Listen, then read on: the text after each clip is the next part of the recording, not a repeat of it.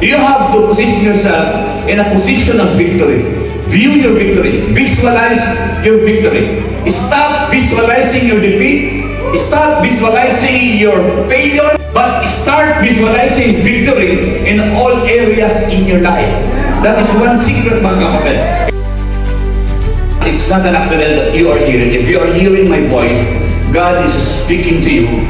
You have to visualize your victory. Amen. That's one of the principles in the Bible na kailangan ay matutunan ng mga Kristiyano. Bago dumating ang laban at bago tayo humarap sa anumang laban ng buhay, kailangan nandun tayo sa katatayuan that we fight from victory. As a matter of fact, we have to view already our victory. Kapag may 3 witnesses sa Bible, that truth is established. Kapag may tatlong patunay o testigo sa Bible, napapatunayan ang na-establish ang truth.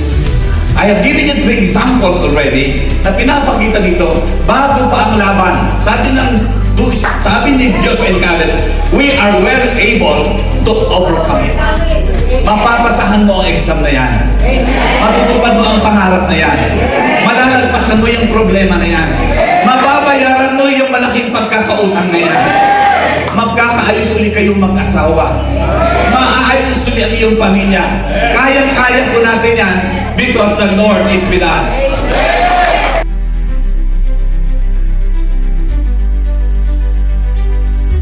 Posible. Posible po ang kaligtasan ng mga loved ones natin. Posible ang katuparan ng mga pangarap natin. Posible po ang dream house natin.